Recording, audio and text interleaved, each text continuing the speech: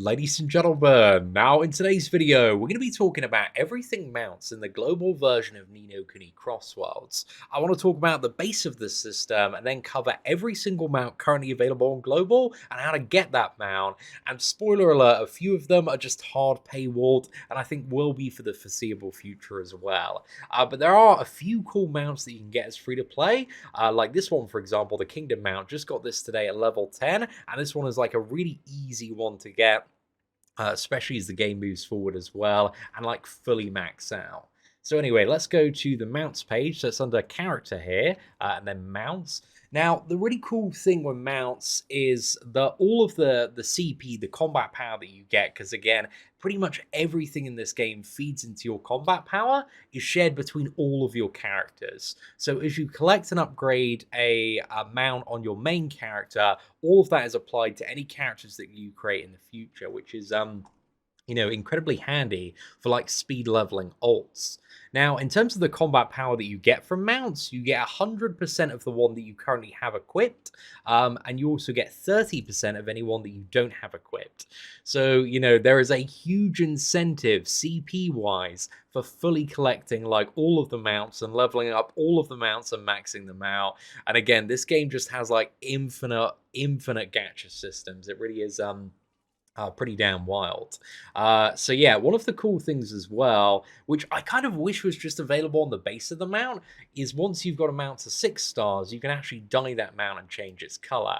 And this looks insanely cool on like the Korean version with like the wing glider and also Rust Bucket as well, and also the swing mount. Again, you can customize the color scheme, but only when you've got that mount to a 6-star level, which again is going to take a little bit of grinding in order to get there for the majority of players, especially considering that a lot of the free-to-play ones, start at a 1-star version of a mount there. So yeah, the way that you power up mounts as well is via these upgrade resources that are commonly found in achievements. So you got Feather Teaser. However, for the PvP mount, and I'm not too sure if this applies to the swing as well, you actually use a separate resource called Engine Oil. And this one is only, I believe, available from the Kingdom General Store, the Medal Honor Exchange, and also like a few other events that are going to pop up in the future. So yeah, the Wing Glider from PvP is much more difficult to upgrade.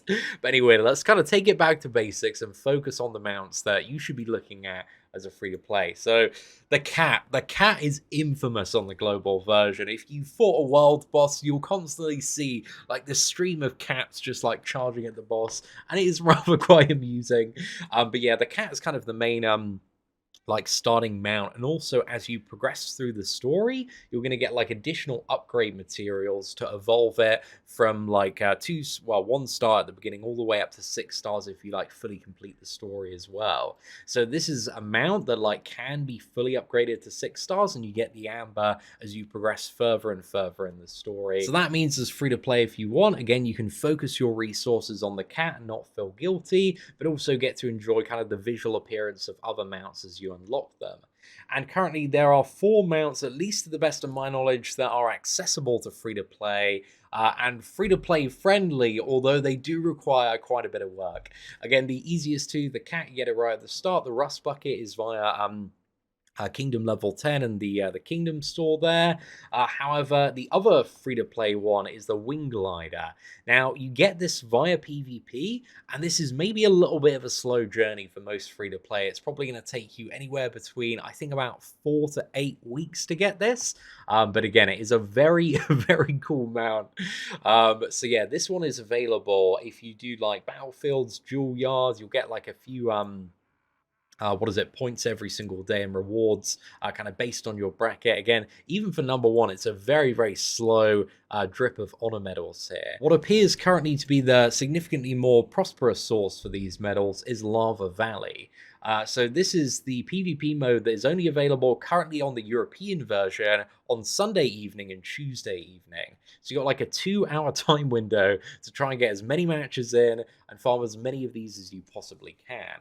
So again, for a lot of free-to-play and more casual players, it is going to take you a couple of months in order to save up enough medals to get this. But also in the future, there are more modes of PvP coming in as well, and more ways to get these medals. So just something to keep in mind there for this one. But yeah, the shop for it is under shop, and then you've got medals, and then on a medal, and you can see you got the Wing Glider bundle here. I actually got mine on Tuesday night right before it reset, so if I'm lucky and keep grinding this month, I should be able to get my second amber. But the problem with this one, or the slightly annoying thing, is this doesn't upgrade on the feather teasers, it upgrades on engine oil. So yeah, this is a completely different resource here, so it makes it like much more difficult in order to like fully max this one out, at least to the best of my knowledge so far, because I think pretty much the only place you can currently get this is primarily the honor medal. I think it also appears at some point in the Kingdom General store. I must admit, I don't think I've seen it. Maybe it's on the first page somewhere. No, it doesn't appear to be there yet. I'm not too sure if it like unlocks at a later level, but you can also get more feather teaser upgrades via this store as well. So anyway, going back to mounts, there is one more mount that is super rare. This is, you know, borderline. I would say currently the Wing Glider is probably the rarest mount, but won't be for long. The Yak is probably the rarest mount, because the only way you can get this is in like the genie pot draw when he appears in the middle of the town. So this is from Alkaimi's Lucky Pot. So this is like right in the middle of Evermore. And what happens is you chuck some of these pot tokens, if you're not already familiar with this additional gacha system. I'll just give you a little bit of a basic overview and rundown, because I know like not everybody's like fully aware of how this works at the moment. So yeah, this is kind of like on the right hand side of Evermore, just down here, right opposite the Money Mam's agency thing is here, and then it's just this kind of like bubbling pot here. And what's going to happen is every time your server has like sacrificed enough for the bubbling pot, then there's a cat in the way here. I was just picking up a cat. So yeah, you got to sacrifice these tokens that you get via just adventure stuff. And then on the left hand side you've got this genie meter, and that will spawn the genie roulette. And while this roulette's active, every single time he's going to have like 5 tiers of different rewards, and the very top reward on a very rare spawn is the amber for the Yak. So it was actually available this morning, currently on the European version, but like everybody is looking for this, man. This is like, as far as I'm aware, like the creme de la creme drop, because again, even if you just get like one copy of this, it's like bonus CP to your entire account. So yeah, it's like highly sought after and desired. But yeah, this genie, you know, you've probably seen like banners from it like popping up throughout the day, but the best thing to do is, again, once you've like fusing these tokens and you're collecting tickets, you can see I've got 82 tickets, is just wait for something really good to spawn on him. So yeah, and that thing really, I think for a lot of people at the moment, is the Yak mount, because there's a lot of very underwhelming top prizes. But yeah, let me know like what you're waiting for on the genie, if you're like saving up the tickets or stuff you're looking out for. But the Yak, I think, is the only thing that's like super genie exclusive at the moment. So yeah, just something to keep in mind there. And then we also have the Penny Farthing and Burby, and also Swing. So all of these are paid mounts. Available in like different bundles and offers. The bike, the Penny Farthing, I think comes between like level 30 to 32.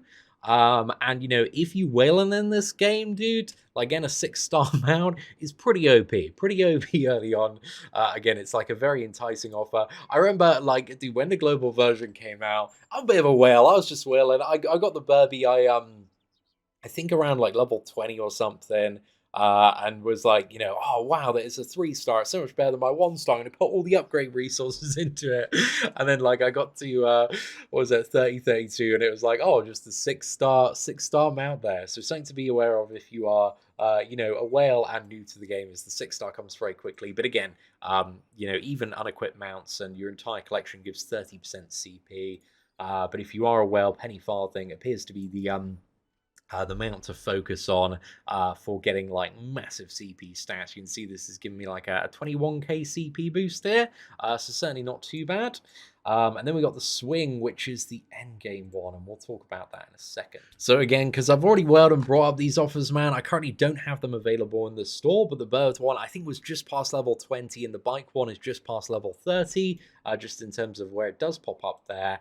However, the swing, you've got to complete the entire main story. You got to buy that final area achievement bundle and complete the main story, and that is where you get the swing amber there. So yeah, even I'm not that deep yet. I'm currently like partway through Witch's Woods, but I've still got, I think, like 3-4 more zones to go. The world is absolutely massive in this game. And yeah, stuff is getting really, really difficult. So swings, I don't think we're going to see them even from the biggest worlds for like another few weeks, because once you get past like level like 60, 65, I mean, like for a lot of people, you know, the experience above 40 is very slow, but it gets so much slower once you're past 65. So yeah, I'm currently level 70, man. I've been grinding like crazy, but there's also new chaos fields coming next week as well, so hopefully that's going to speed up the leveling process a little bit. I'm kind of at a point where I don't really have a really good farming location, so I'm hoarding XP potions there. But yeah, that is how you get like every single mount currently available on global. So yeah, I think for a lot of people, what they'll probably want is like the stats from the cat, but either the cosmetic from the rust bucket or the wing glider, because those, at least in my opinion, are probably the coolest. But the yak is pretty rare in my opinion, dude. If you got this mount on global already, you're pretty lucky.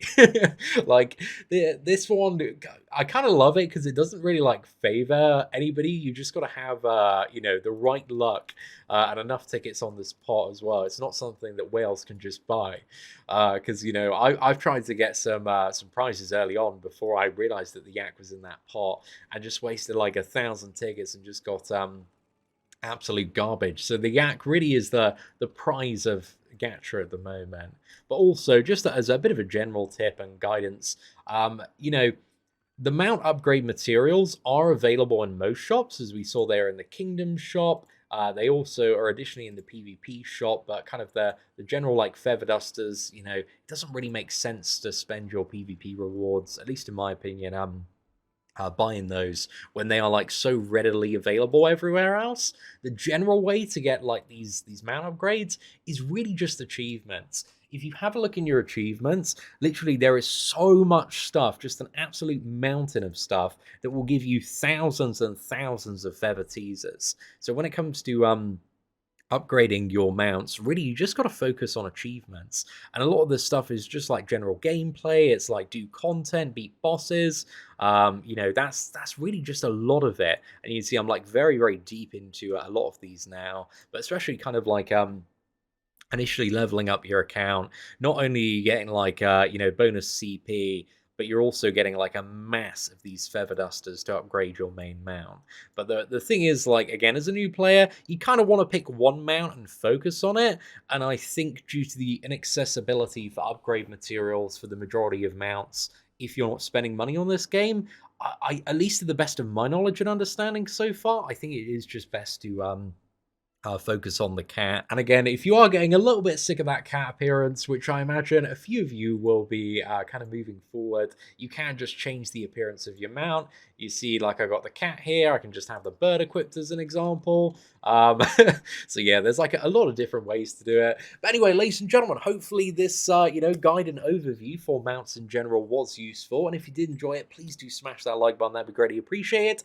Thank you all very much for watching. Take care, and I hope you have an absolutely fantastic day. You are not subscribed to the whale sin of spending? Who decided that? Subscribe now, or enjoy the bitter taste of regret.